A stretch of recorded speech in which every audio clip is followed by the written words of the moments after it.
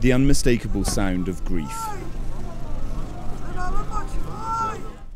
These people have just identified the body of a loved one at this graveyard on the outskirts of Kahramanmaraş in southern Turkey.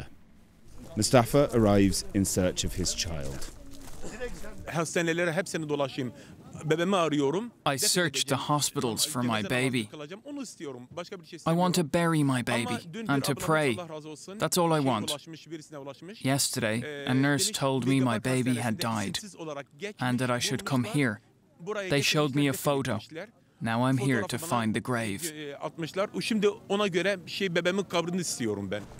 Mustafa goes to find his baby.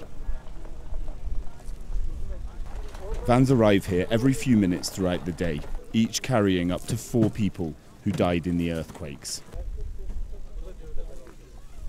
The National Police Force is coordinating the operation, taking photos and fingerprints of the bodies, which they match up to a national database in coordination with the Interior Ministry and the Office of Immigration.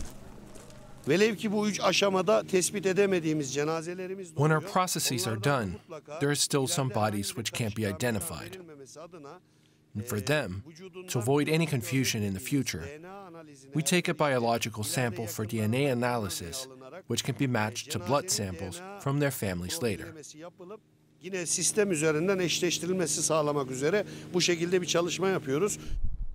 There are 600 people working in this graveyard alone. Each of the graves here has a number on it so that the families can come and find out exactly where their loved one has been buried. It is an extremely sad and extremely powerful scene.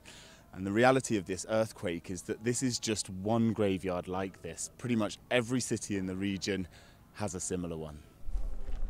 Around 95% of the buried have been identified. For those whose families don't make it here in time, volunteers have come to treat the bodies before burial.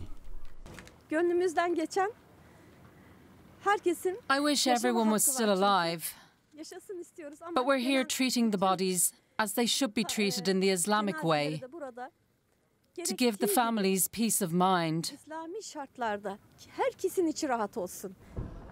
Few places represent the horrors of the earthquake more than here.